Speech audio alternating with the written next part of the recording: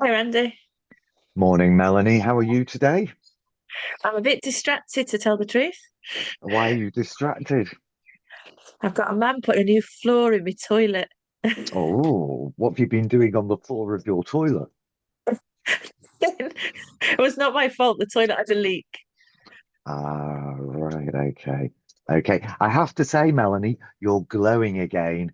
You weren't glowing Oh, last week, but you are again today. oh, there we are. See, it's my glowing personality. You've recovered it. Good, good. So, are you preaching on Palm Sunday? Yes, gotta have a And bit of Palm Sunday. will you be doing the Liturgy of the Palms or Passion? Well, if I have my way, it'll be the Palms Right. because I think let's leave the Passion for Holy Week and Good Uh-huh. Friday, and then we Yeah, can get to Easter Sunday. yeah. You don't rush it. No, Let's have the Passion early. no, let's enjoy Palm Sunday because Palm Sunday was and is just a great event, isn't it? It is. It is. Can Yeah. you imagine the spectacle of it? Yeah. Jesus in the middle of crowds of people entering Yeah. Jerusalem on the Yeah. donkey. Yeah.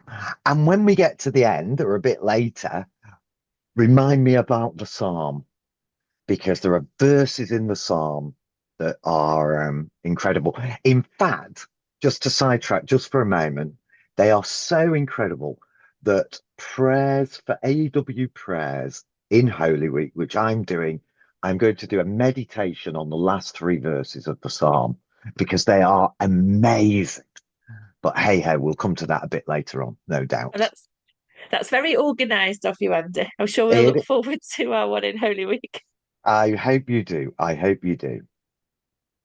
But if you've been to Jerusalem and seen the path down from the Mount of Olives down into Jerusalem, where they reckon not quite on the floor level that it's on now, but that path down across to Jerusalem that Jesus would have Hmm. taken. It's quite a dramatic place. Yeah. Since you've been to Jerusalem more recently than I have, what's the path like now? Have they made it have they made it safe and all that sort of thing and like they do when you walk up Snowdon? No, not really, but No. it's steps and Right. uneven ground, but it's All got right. the most brilliant vista to Yes. Jerusalem. Yeah. Although it's Yes. not the same Jerusalem that Jesus was overlooking, of course, because it's been destroyed and rebuilt so many times, but Yeah. it's still dramatic and amazing. And Overlook. this is dramatic, isn't it? It certainly is. Yes. Yes. Have you done a spot the difference with it? No, I haven't. Because Luke's version, Luke's account, Hmm. has got a couple of striking omissions. Did you Okay. spot them? No, I haven't done a comparison. Well, what doesn't he mention? It's Palm Sunday. What doesn't he mention? The palms. Palms. Yes. Not a single palm in sight, is there? No. So maybe we should call it Cloak Sunday. Palm Sunday. Yeah, that'd be different. I tell you what, as the vicar comes in Lampeter, you could get the congregation to lower their cloaks so you could walk on them. I'm not sure anybody would be wearing a cloak, but But isn't there symbolism there in the use of the cloaks? are you thinking of 2 Kings chapter 9, verse 13? Maybe I am. Yeah, When yeah, Jehu was anointed king and they yeah, laid their cloaks and robes on the steps. yeah. And so certainly verses 35, 36, where it's talking about the cloaks, you get again that imagery of kingship of Jesus, which the whole passage is about. And you do with the end of verse 35 as well, when they're sitting Jesus onto Yeah, the donkey. yeah, That's another throwback to another king being announced with David yeah, and Solomon, isn't it? yeah, 1 yeah, Kings 1:33. yeah, yeah, yeah, yeah. Do you know, again, little sidetrack, but Saladin, when he entered Jerusalem to conquer it, he entered on a cult as well. And I think, although I need to check this, I think Allenby in the Second World War, was it the First World War? When he freed Jerusalem, he entered on a colt as well. Because, of course, riding on a colt also symbolizes I come in peace. I am a king, but I'm a king who comes in peace, as opposed to coming in on a white charger, which would be triumph. Yeah, it is a picture of humility, isn't it? Yeah, yeah. But still a picture of kingship, but a Mhm. certain type of kingship. Yeah. Yeah, so it's so overlaid with so much meaning, this event, Yeah, isn't it? yeah. Yeah, And we also learn more about Jesus and his abilities to know the future too, don't we? Going back yeah, to the almost the start of the passage, he gives the disciples instructions, and then the events unfold exactly as his instructions predicted. So we yeah, see again Jesus knowing the future. yeah. So super. I mean, one of the things with the commentators is they argue, don't they, whether that's supernatural or whether it's prior arrangement. And most of the commentators come down on it supernatural, rather than prior arrangement, you know. So 32, those who were sent ahead went and found it just as he had told them. Yeah, supernatural. Yeah, I think it is.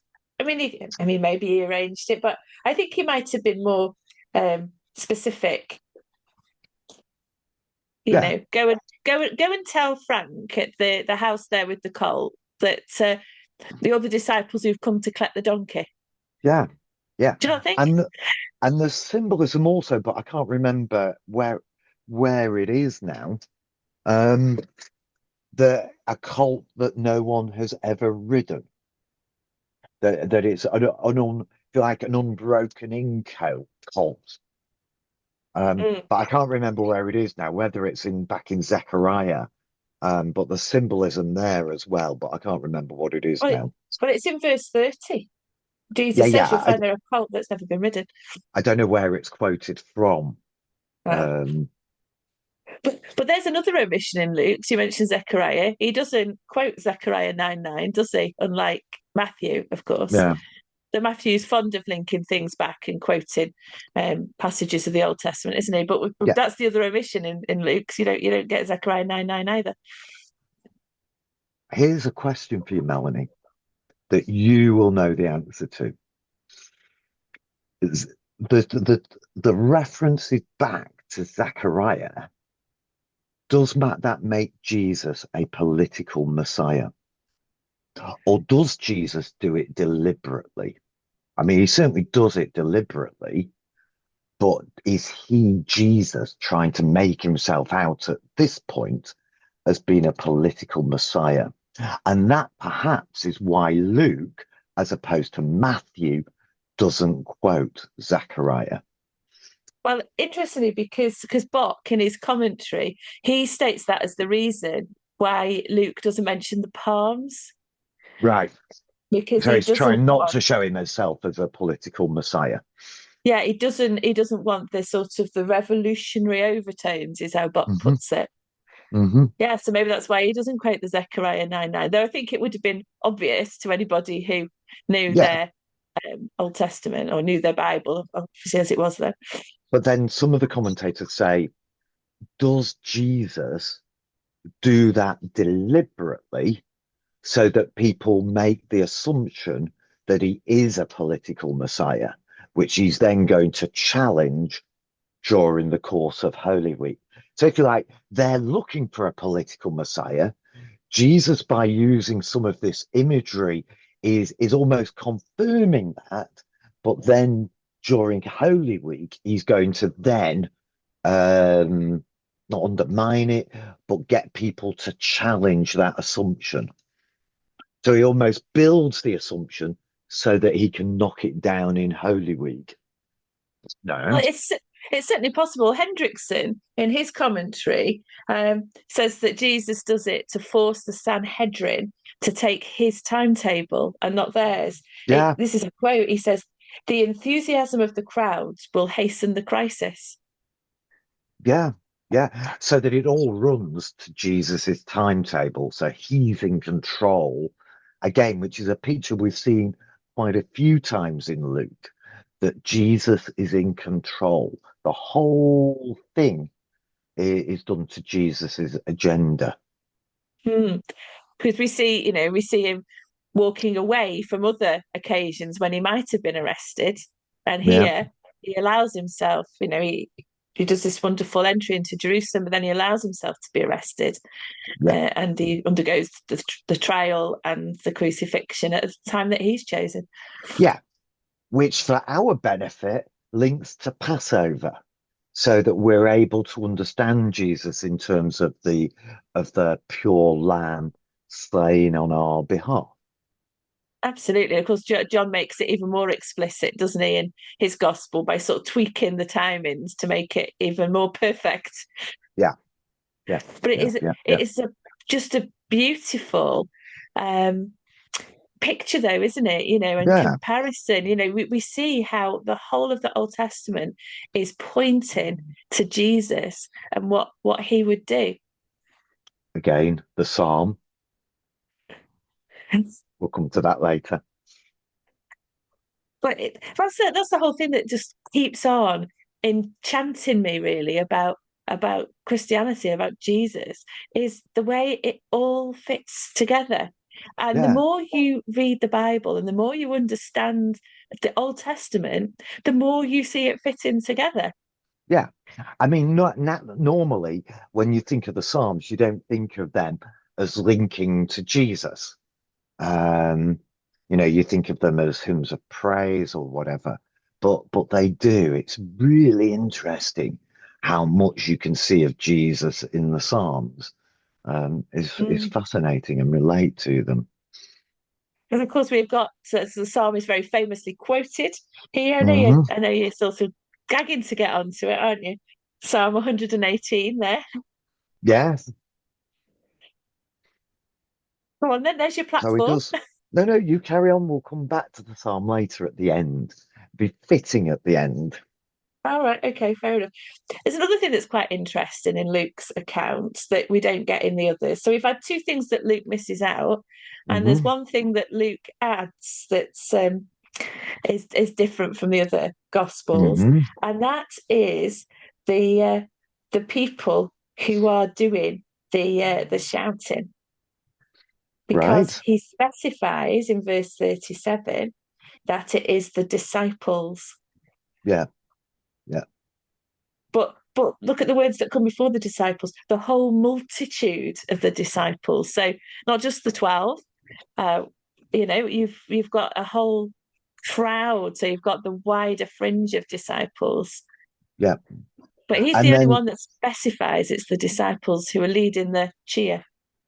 And then in 39, again, you get that reference to disciples repeated. Some of the Pharisees in the crowd said to Jesus, Teacher, rebuke your disciples.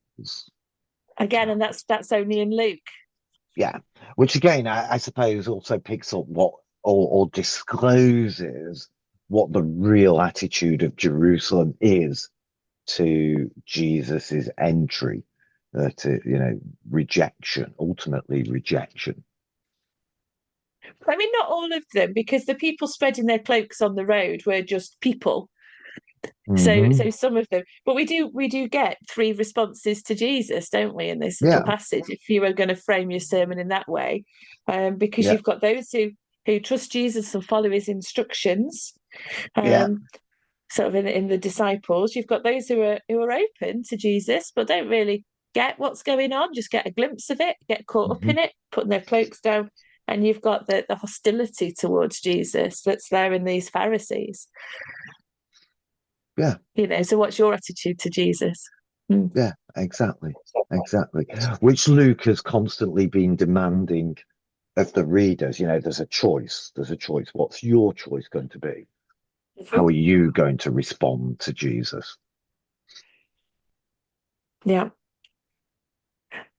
And there's another, we're talking about layers of meaning Hmm. in this event. Of course, there's a future meaning, isn't there, as well? Hmm. Because not only does it point back to Old Testament prophecy, it points Hmm. forward, doesn't it, to Jesus, Jesus and his return. And I've got a nice little quote if you want it. Do you want a little bit of Come, JC Ryle? go on then, give us a bit of rile. Oh, I've got a bit of Ryle. My favourite's great.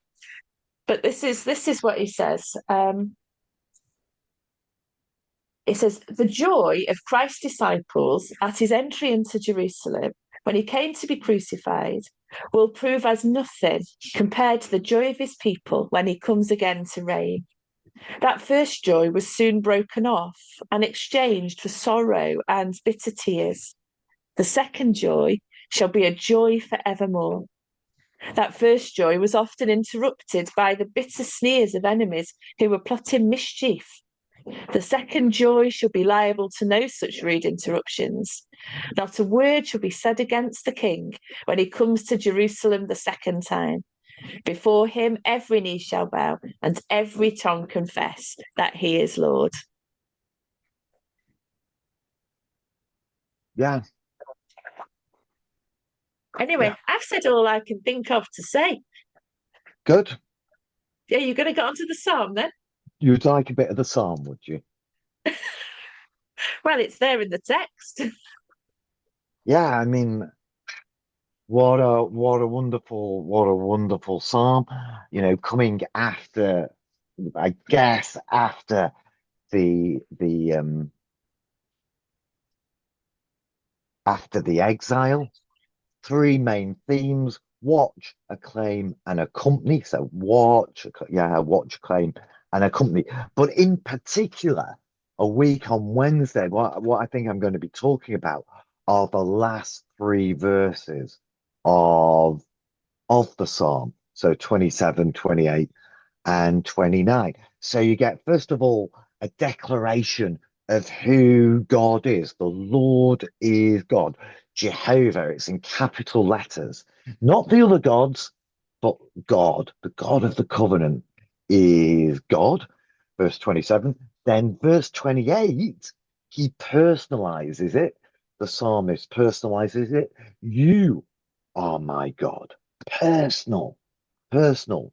And then finally, give thanks to the Lord, for he is good. Uh, we are freed from sin. We're delivered and given our work to do. And it's an absolutely amazing psalm to go with Jesus, as we think then of Jesus, as you said at the beginning, entering the temple on what we know as Palm Sunday or Cloak Sunday, if you're following Luke, and this tremendous psalmist. So So I just think that ending is wonderful. And if you come to AEW prayers on whenever it is, about the 9th of April, I shall expand it a little bit further, but I'm not going to do that for here. Otherwise, you won't come to prayers or listen at prayers on the 9th of April. So what, but talking about Psalm 118, what do you think then is the significance of Luke quoting it for, or retelling the fact that the people are quoting it, It's the actually disciples quoting it? it's the song of Passover, Psalm 118. So that little bit, blessed is he who comes in the name of the Lord, from the house of the Lord, we bless you. 25, 26 form part of the song of Passover.